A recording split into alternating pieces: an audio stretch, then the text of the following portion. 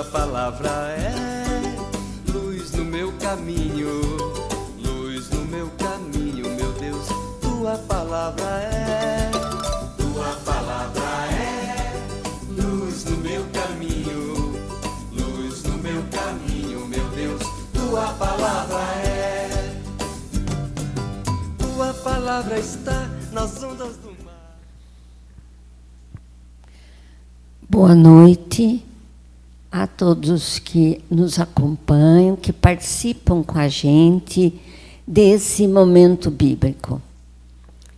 É um momento de oração, de meditação, e agora com uma alegria ainda maior, nesse mês dedicado ao mês da Bíblia. Então, começamos esse mês e vamos iniciar. Pegue a sua Bíblia, acompanhe a leitura, siga durante a semana a sugestão ou faça a sua leitura, porque nós precisamos compreender melhor o nosso papel, o nosso caminhar dentro desse momento da nossa vida, rumo ao eterno momento, que é o nosso encontro com Deus. Nós vamos começar com uma frase de Jesus. Jesus, nosso mestre, nosso Senhor, tem um dito que deve ser para nós um momento de profundo pensar. Jesus diz para nós: eu sou o caminho, a verdade e a vida. E esse mês inteirinho nós vamos refletir, meditar textos que vão nos auxiliar a entender o que é esse caminho, o que é essa verdade, o que é essa vida eterna que a gente tanto espera. Vamos começar com a nossa oração. Essa nossa oração, nós temos a alegria de ouvir cantada sobre nosso Senhor pelo Joaquim.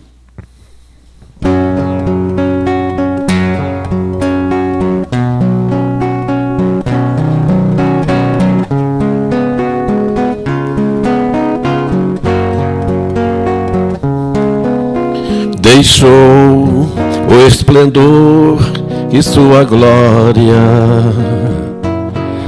sabendo o destino aqui.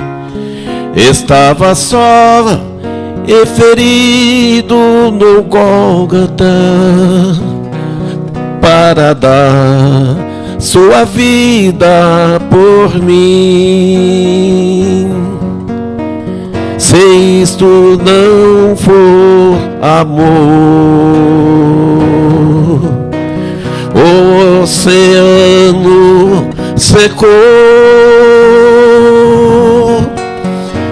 Não há estrela no céu, as andorinhas não voam mais. Se isto não for amor, o céu não é real, tudo perde o valor. Se isto não for amor,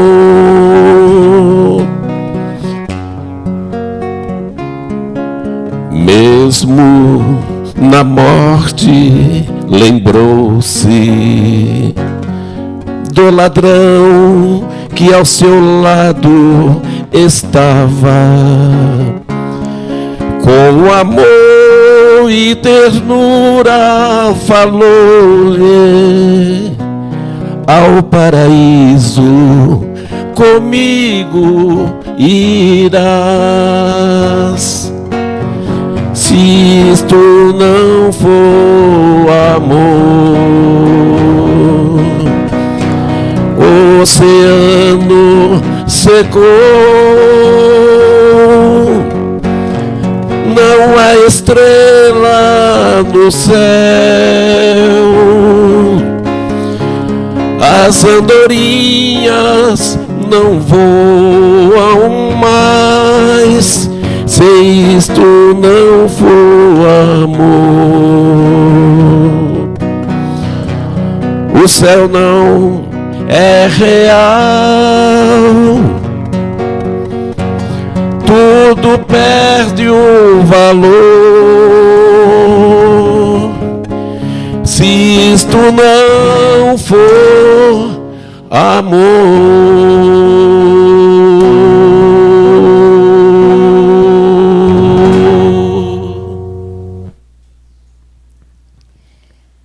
É sobre esse caminho que esse Cristo que se entregou por nós para nos orientar, que viveu revelando todo o projeto de Deus, que deixa o Espírito Santo nos dá como herança a Bíblia, a palavra de Deus, a Sagrada Escritura.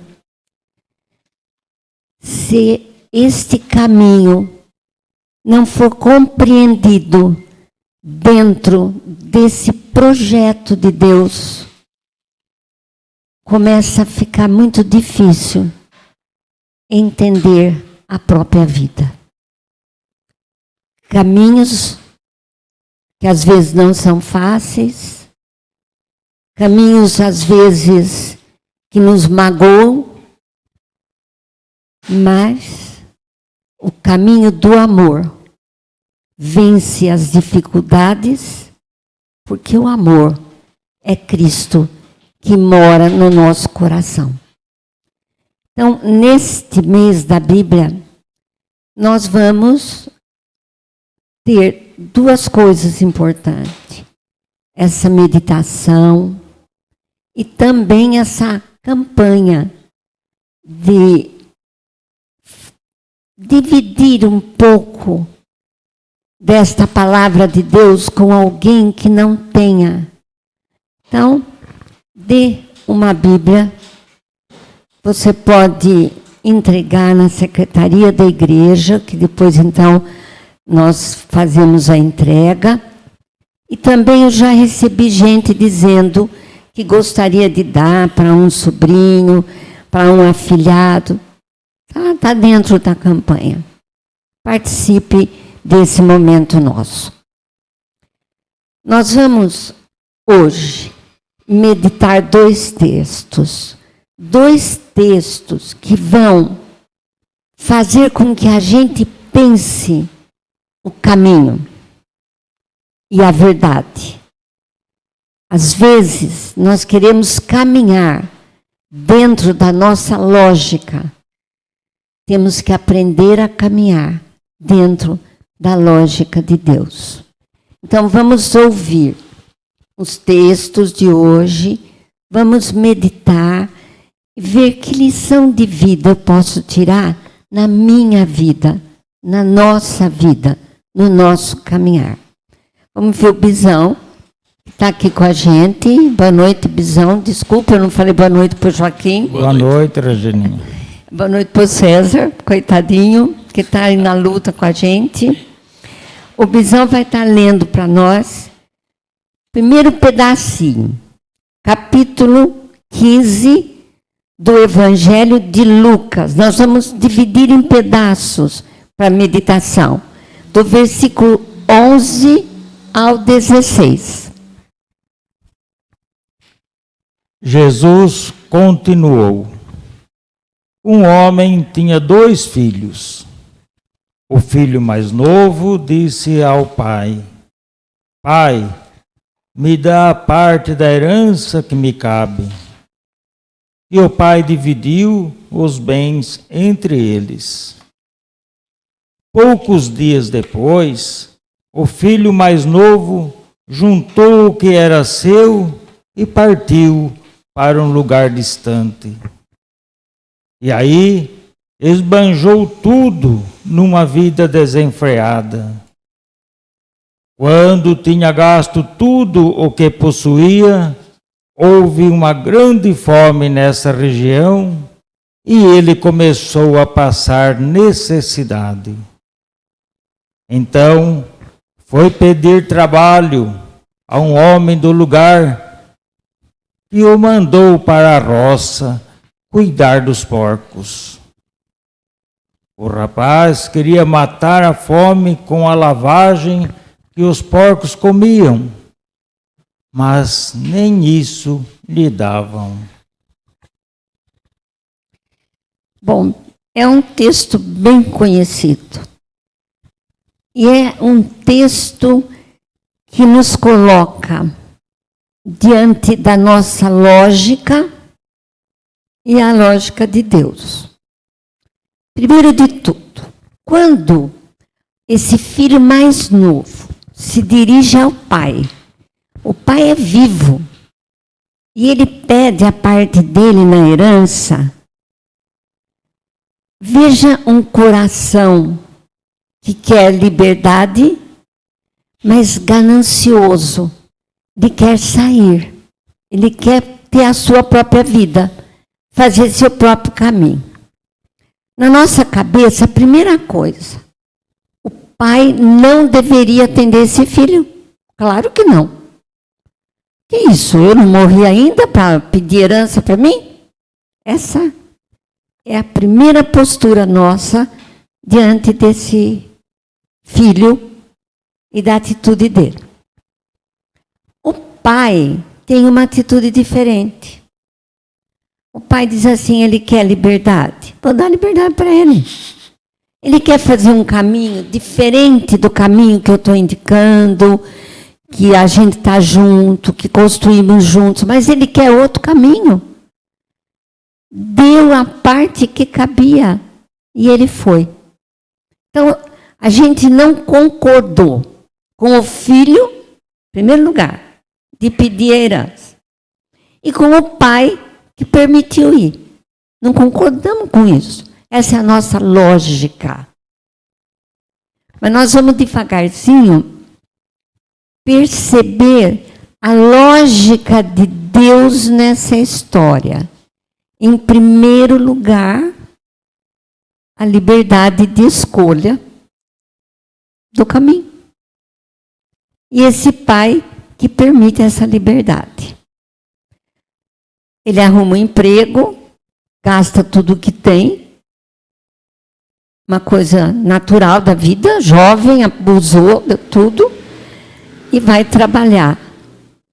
E vai passar algumas consequências do seu ato, da sua atitude.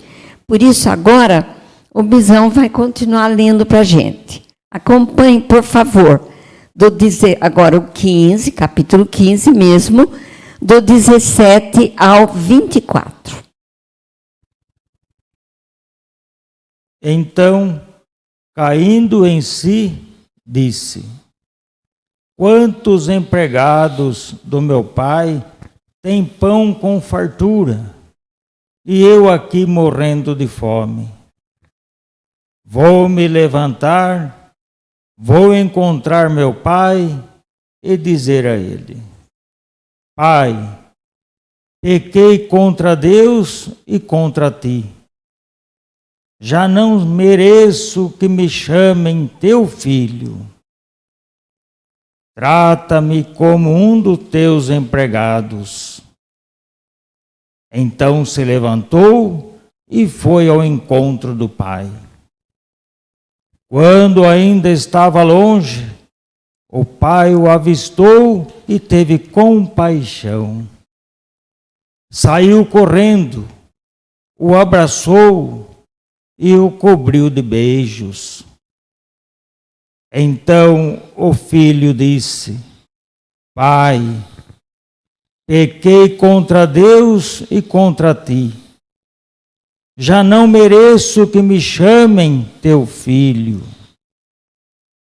Mas o pai disse aos empregados: depressa, tragam a melhor túnica para vestir meu filho. E coloquem um anel no seu dedo e sandálias nos pés. Peguem o novilho gordo e o matem. Vamos fazer um banquete, porque este meu filho estava morto e tornou a viver. Estava perdido e foi encontrado. E começaram a festa. É o caminho, a escolha. É bem no sentido de escolha, de caminho, de liberdade. Até onde vai essa nossa liberdade? Esse pai, ele representa o pai que cuida, o pai que ama. Que às vezes, mesmo no nosso dia a dia, em família, a gente não entende. Às vezes uma mãe, um pai, que é muito mais preocupado com os filhos que dão trabalho do que com aquele filho que faz tudo certinho, que é bonzinho. E a gente fala, aquele é bonzinho, a mãe parece que não liga. Ela é tão preocupada com aquele que não faz as coisas corretamente. Isso é o amor. O amor cuida. O amor é misericordioso. Esse pai permitiu que ele tivesse a escolha dele. Assim como Deus permite a nossa escolha do caminho. Por isso nós começamos, Jesus é o caminho. Esse filho, na verdade, tem um momento que ele percebe o quanto ele foi errado. O quanto ele poderia estar bem e procurou um caminho que o desviou do caminho de Deus. Quantas famílias, quantos conhecemos, passam por situações assim. Momentos de oração. Oração pela família. Oração por esses filhos, por esses pais, por pessoas que saem do caminho e trazem tantas dificuldades, tanto sofrimento. Mas olha que bonito, quando ele passa por esse momento de profunda degradação da sua vida, ele vai viver no meio dos porcos, vai comer a comida dos porcos, ele lembra do pai. Ele lembra e pede perdão. Faz uma reflexão daquilo que ele errou. Pediu perdão. E disse, eu vou voltar. Eu vou voltar e vou pedir perdão direto para ele. E ele volta. E o pai, claro, estava esperando. Corre ao seu encontro. Imediatamente faz uma preparação de uma grande festa. Esse é o perdão de Deus. Vamos ver mais um pedacinho. Lucas 15, do 25 ao 28. O filho mais velho estava na roça. Ao voltar, já perto de casa, ouviu música e barulho de dança. Então chamou um dos criados e perguntou o que estava acontecendo. O criado respondeu, é seu irmão que voltou. E seu pai, porque o recuperou são e salvo, matou o novilho gordo. Então o irmão ficou com raiva e não queria entrar. O pai, saindo, insistia com ele. É fácil a gente se posicionar na nossa lógica. Veja bem, pai perdoa, faz uma festa. Puxa, mas é injusto. O filho mais velho está certo. Essa não é a nossa lógica. Ele está certo. Coitado, ele seguiu direitinho as ordens do pai, obedeceu, tinha regra na vida, nunca fez festa desse jeito. E agora, o outro que aprontou é recebido dessa forma. Eu que fiz tudo certo, nunca teve uma festa para mim. Essa é a lógica humana, a nossa lógica. Mas a parábola quer nos desestabilizar, quer tirar o nosso eixo de lógica e nos colocar na lógica de Deus. Converter a nossa mentalidade. Veja uma coisa, se a gente pegar esses dois textos e tentar comparar com os textos do Antigo Testamento, a forma como era exercida a religião do templo e a obediência das pessoas aos mandamentos. Eram regras extremamente rigorosas e que eles tinham que obedecer essas regras. Tinha uma lógica. Era tão rigoroso que em cima dos 10 mandamentos ainda eles criavam mais regras. Então, a religião era uma religião que via um Deus que deu uma ordem e punia o não cumprimento desta ordem. O texto coloca, vamos fazer um paralelo, o filho mais velho com as regras do Antigo Testamento. A regra, a tradição, os costumes muito fortes. O mais novo, o relacionamento do pai com o mais novo é o Evangelho, é o Novo Testamento. A regra existe. Jesus não vem mudar a regra. Mas a regra coloca o amor e coloca um Deus misericordioso. Um Deus que acolhe, um Deus que perdoa. E fala da grande festa quando um pecador se arrepende e é acolhido. Então, às vezes, nós julgamos rapidamente na nossa lógica. O que o texto está falando para nós.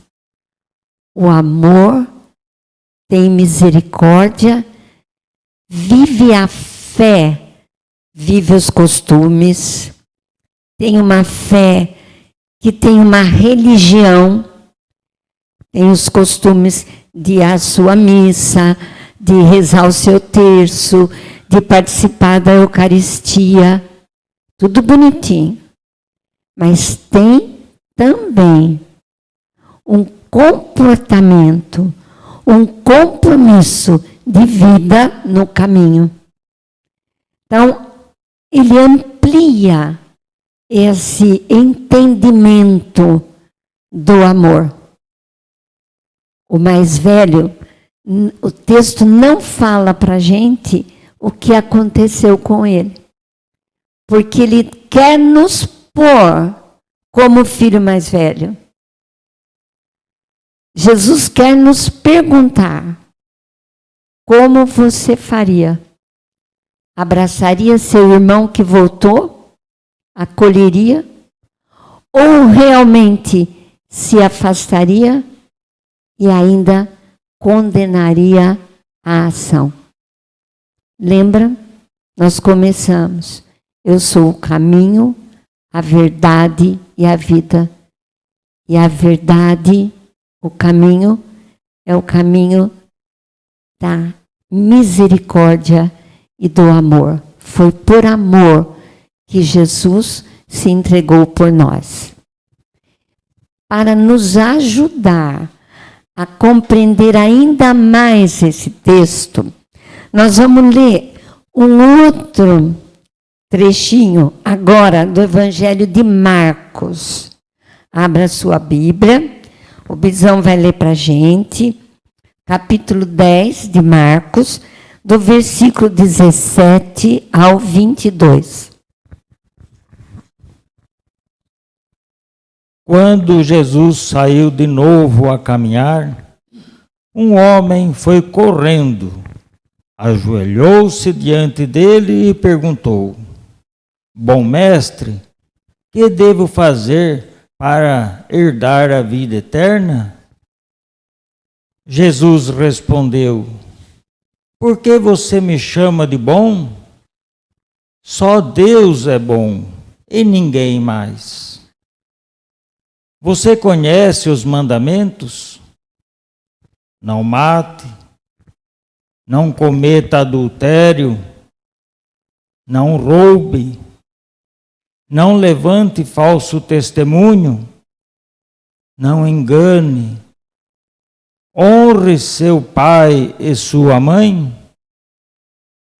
O homem afirmou: Mestre, desde jovem tenho observado todas essas coisas. Jesus olhou para ele com amor e disse: Falta só uma coisa para você fazer. Vá, venda tudo, dê o dinheiro aos pobres, e você terá um tesouro no céu. Depois, venha e siga-me. Quando ouviu isso, o homem ficou abatido e foi embora cheio de tristeza, porque ele tinha muitas propriedades. Esse texto vai completar para a gente a reflexão de hoje. Vai nos falar que a religião, ela não pode ser apenas uma prática de tradições, de costumes, até de obrigações. Lembra? Eu cumpri minha obrigação, eu já fui à missa. De obrigações que a gente herdou. Quantas vezes a gente ouve assim, eu jamais mudaria de religião, jamais mudaria de ser como eu sou, minha avó foi assim, minha mãe foi assim.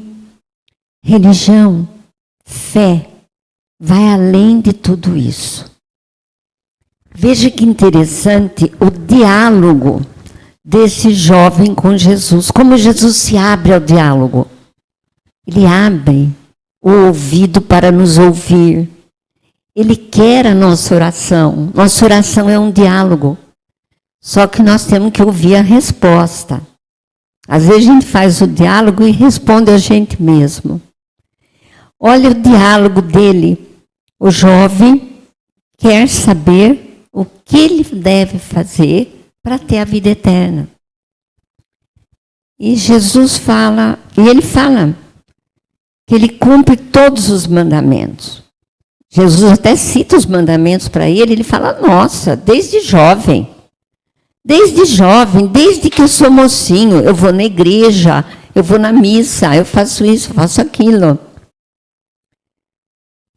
Depois, o coração tem outros objetivos. Esse é o problema desse jovem. Ele está ligado à tradição. Jesus conhece o coração dele. Faz ele pensar. Não é que Jesus queria que ele se desfizesse de tudo, não. Não é isso. Jesus tocou no ponto que eu impedia de viver aqueles mandamentos que ele professava como regra, como costume, como tradição. Quantas vezes a gente ouve uma pessoa dizer assim: eu não preciso nem confessar, não roubei, não matei, ou eu não preciso ir na igreja, Não é isso, não. Eu tenho que ir à minha comunidade, eu tenho que participar das celebrações, das festas da minha comunidade. Eu preciso participar de tudo isso. Mas tudo isso fica pouco. Se eu for à missa, eu comungo. Comungar quer dizer estar em comum com aquilo que eu comunguei. Se eu comunguei o corpo e sangue de Cristo, ele está em mim. E o meu agir, o meu caminhar tem que ser diferente, tem que testemunhar. A nossa comunidade, por exemplo, tem várias pastorais. E são pastorais que vão ao encontro de fazer o caminho indicado por Jesus. E às vezes nós somos convidados para participar, mas a gente não vai. Eu já faço a minha parte. Então, o que Jesus está falando aqui nesse texto para nós é onde eu coloco mesmo os objetivos do meu caminho. Eu não posso ficar num limite religioso. Eu tenho que ampliar a minha religião. A própria palavra diz: ligar-se a Deus, religar-se. Eu estou religada a Deus. E tenho uma orientação de como caminhar, porque Jesus fez o caminho para nos revelar esse caminho. Então, os dois textos de hoje nos convidam a caminhar nas pegadas de Jesus. Vamos ouvir uma oração que fala da vida de Santo Agostinho. Na vida de Santo Agostinho é interessante porque ele era mais ou menos o filho jovem, viu? Ele não tinha uma conversão quando ele se converteu. E o poema dele: tarde te amei, beleza tão antiga e tão nova. Tarde demais te amei. Eis que habitavas dentro de mim, mas eu te procurava fora. Estavas comigo, mas eu não estava contigo. Tu me chamaste e agora ardo no desejo da tua paz. Eu te saboreei e agora tenho fome e sede de ti. Estas palavras de Santo Agostinho, diante da sua conversão, o levou a uma mudança de vida. Se tornou um doutor da igreja, se tornou um grande mestre. Esse é o convite que a Bíblia nos faz. Deixar que esse Cristo que está em nós viva em nós no nosso testemunho do dia a dia.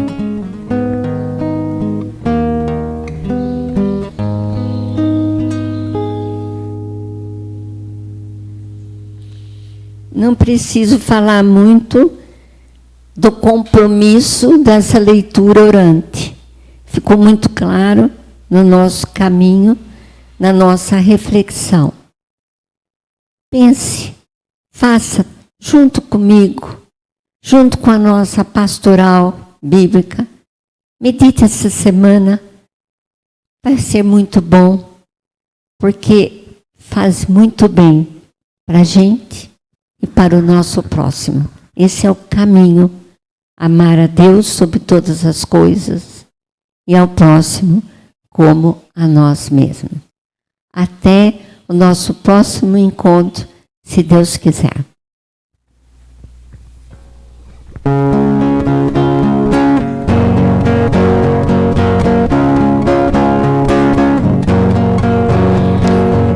Abre, Senhor, nossos lábios, para que nossa boca te cante eternamente os teus louvores, em tons e acordes vibrantes. Tu és, Senhor, o caminho que os nossos passos conduz. Queremos que tua palavra nas trevas para nós seja luz. Abre, Senhor, nossos lábios, para que nossa boca te cante eternamente os teus louvores, em tons e acordes vibrantes.